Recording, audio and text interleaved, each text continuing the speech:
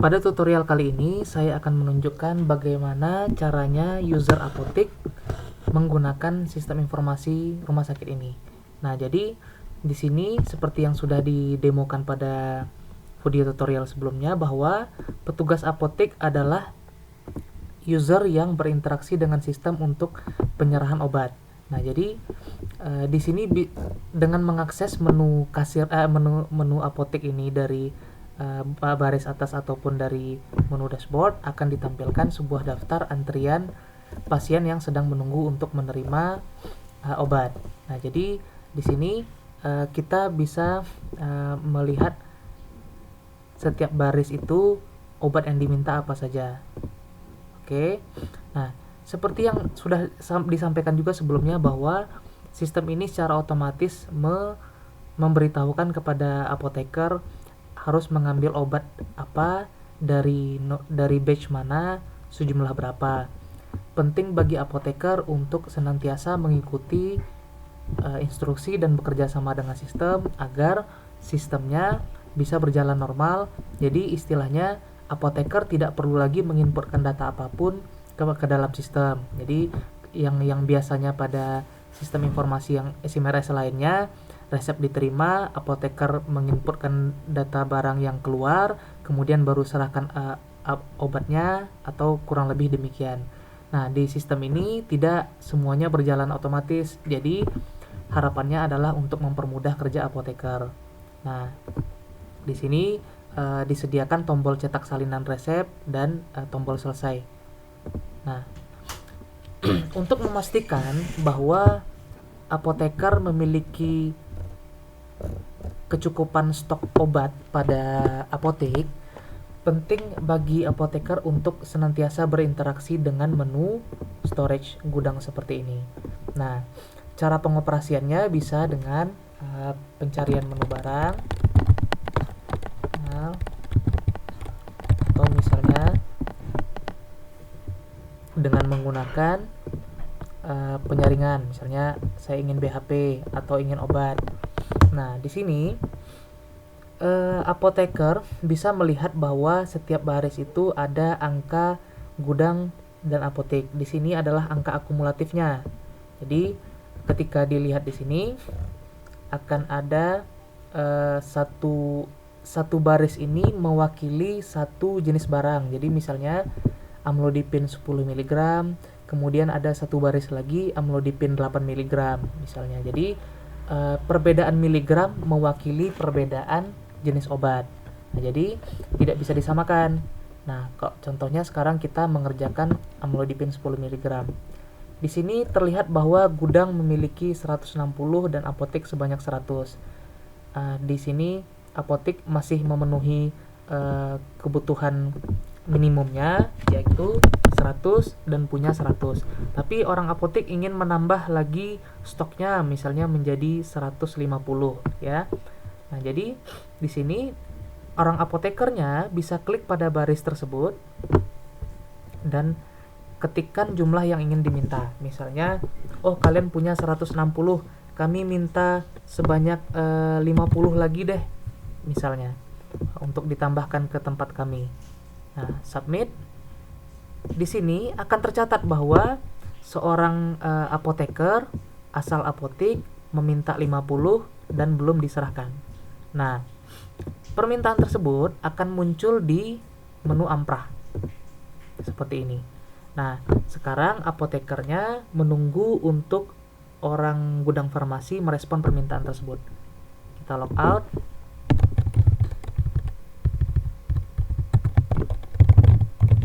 Login sebagai orang gudang farmasi, dan dia akan melihat bahwa ada permintaan barang dari apotek sebanyak 50 untuk amlodipin nomor batch sekian, tanggal diminta sekian. Nah, jadi mereka bisa membalas dengan ingin menyerahkan berapa. Jadi istilahnya mereka bisa menyerahkan lebih sebanyak 60, bisa menyerahkan kurang sebanyak 30, atau angka lainnya. Tapi yang tidak boleh itu adalah menyerahkan angka di atas dari gudang. Itu tidak boleh. Nah, jadi di sini orang gudang farmasinya memutuskan untuk memberikan udah 60 unit aja. Ini adalah 60 unit terkecil. Jadi ketika disubmit, maka akan hilang dari daftar antrian dan masuk ke riwayat. Nah, jadi di sini sudah tercantum siapa meminta apa, kapan, diserahkan berapa, oleh siapa, kapan. Nah, jadi ketika kembali ke menu storage, akan terlihat di situ bahwa stok di gudangnya sudah berkurang dan di apoteknya jadi nambah. Nah, di sini karena yang login adalah admin farmasi, dia akan bisa mengakses 4 buah tombol sebagai berikut. Tapi kalau misalnya dia adalah seorang petugas farmasi, dia hanya bisa tambah badge. Oke. Nah, sekarang kita akan latihan untuk menambah badge pada obat yang sudah ada. Misalnya amlodipin 10 mg, datang lagi nih baru dari PBF dengan kode batch yang berbeda, DEF 234 misalnya. Kemudian mereknya Kalbe. Kemudian masuknya hari ini, today. Kemudian kadaluarsanya 09/23/2021 misalnya, kadaluarsa setahun. Stok gudangnya diterima dari PBF sebanyak 120 misalnya. Kemudian harga belinya 1.500, dijual 2.000. Oke, sumber suppliernya bisa dari ini misalnya, contoh aja. Ini wajib. Kemudian selebihnya opsional. Bila ingin diisikan, misalnya anggarannya BLUD atau misalnya APBD atau APBN, terserah. Misalnya kita ke sini BLUD, sumber nomor SPK sekian-sekian misalnya.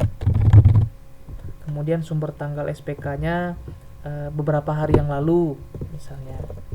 Oke, bila telah dilengkapi, maka bisa klik submit dan akan bertambahlah daftar batch tersebut. Nah, perlu diingat bahwa sistem ini kan mengikuti alur FEVO. Nah, jadi dia akan mengupayakan mengeluarkan obat yang kadaluarsanya lebih duluan. Nah, jadi di sini kita lihat ada yang 17 Desember 2020 dan di sini ada 23 September.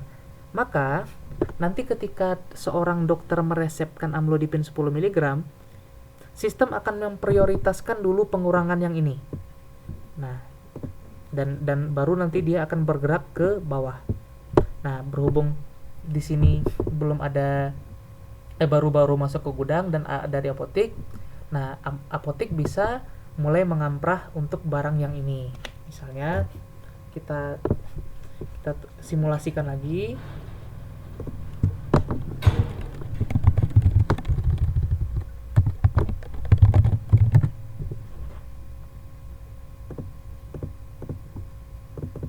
Nah, terlihat di sini bahwa jumlah akumulasinya sudah masuk.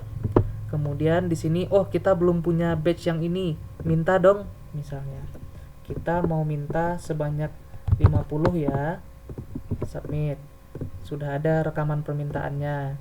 Sudah ada juga di riwayat permintaan. Nah, nanti orang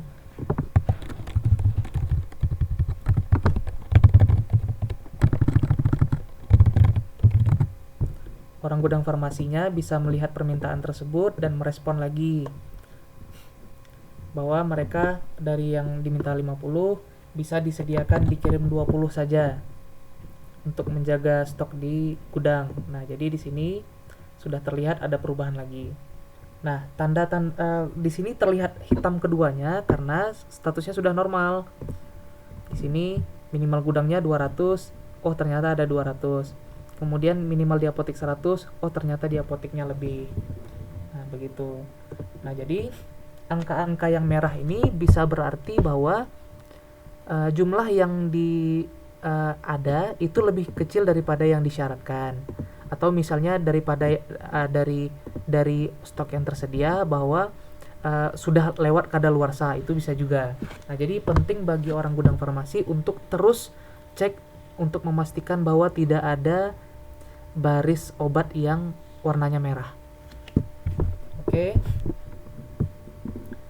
Sejauh ini itulah yang untuk apotek dan pengamprahan.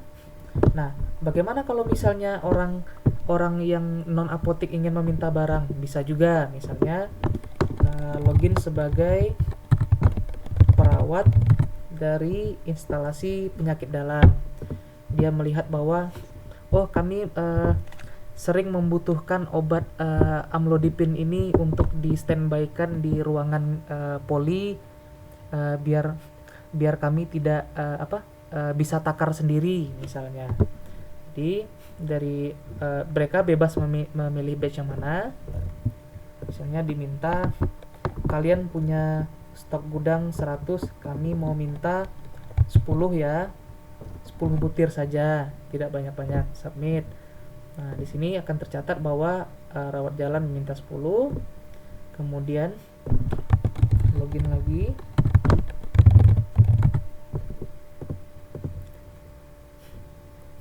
Terlihat di sini orang rawat jalan minta 10, kemudian direspon, 10 nggak usah deh, banyakin aja biar nggak sering minta. Submit. Oke. Nah, ketika kembali ke storage, akan terlihat bahwa yang 200 tadi jadi 170 dan bisa diserahkan sebanyak 30 kepada rawat jalan. Nah, khusus untuk selain apotek seperti instalasi rawat jalan, poliklinik, IGD dan rawat inap, tidak perlu ada pencatatan. Yang perlu itu hanya gudang dan apotek. Jadi istilahnya obat yang setelah diserahkan ke mereka itu dianggap obat yang untuk dihabis pakaikan di ruangan. Oke. Nah, di sini karena minimal gudangnya 200, sekarang sudah tinggal 170, perlu minta lagi kepada supplier. Oke. Sekarang kita mencoba untuk memasukkan jenis obat baru yang memang belum tersedia di obat ini. Misalnya kita coba cari contoh nama obat.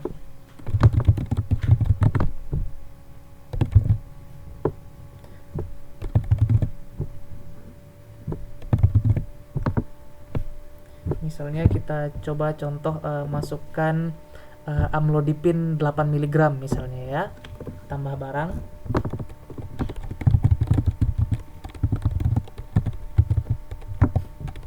Jenisnya obat, kandungannya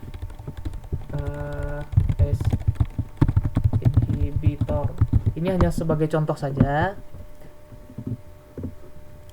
Misalnya dapatnya tablet. Kemudian minimum gudangnya ini mempertimbangkan bahwa obatnya perputaran cepat, maka kita mesti punya stok yang lumayan banyak, misalnya 200 butir. Kemudian stok minimal apoteknya minimal ada 150, atau misalnya di sini 300. Kemudian apakah di antibiotik? Tidak, narkotika tidak, Fornas iya misalnya. Ini hanya contoh saja. Koderaknya, nah ini penting untuk membantu petugas gudang farmasi untuk menandakan barang tersebut secara tersistem. Jadi terserah nanti apakah diberikan koderaknya misalnya A2 rak 3 kemudian kolom 1 misalnya. Jadi misalnya ini bebas sesuai dengan format peletakan barang di rumah sakit saja. Nah, kalau misalnya sudah benar, maka di-submit. Oke. Sekarang kita diantarkan kepada halaman rincian barang yang baru saja dibuat. Nah, kita bisa mulai menambahkan batch-nya. Oke, misalnya batch A, B, C 1, 2, 3, kemudian mereknya merek generik saja, kemudian masuknya hari ini, kemudian kadaluarsanya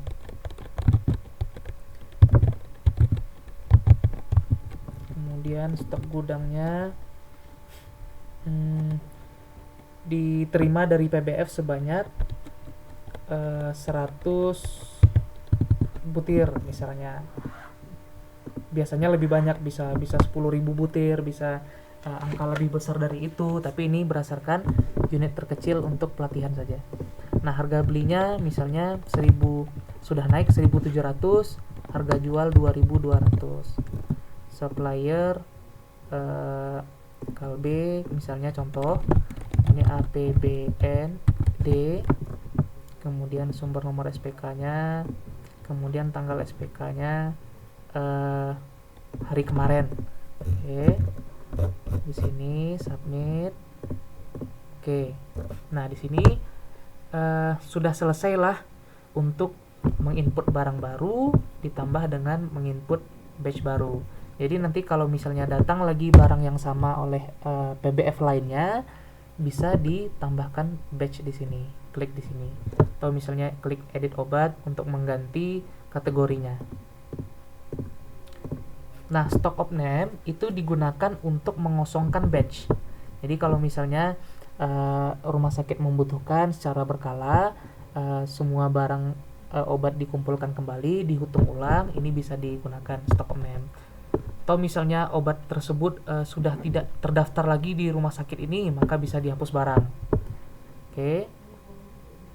Sejauh ini itu yang untuk peran petugas apotek dan farmasi. Nah, khusus untuk admin disediakan menu cetak laporan riwayat mutasi barang seperti ini yang bisa diisikan tanggal awal, tanggal akhir, kemudian dengan PDF keluarannya. Silahkan dilihat sendiri nanti. Terima kasih.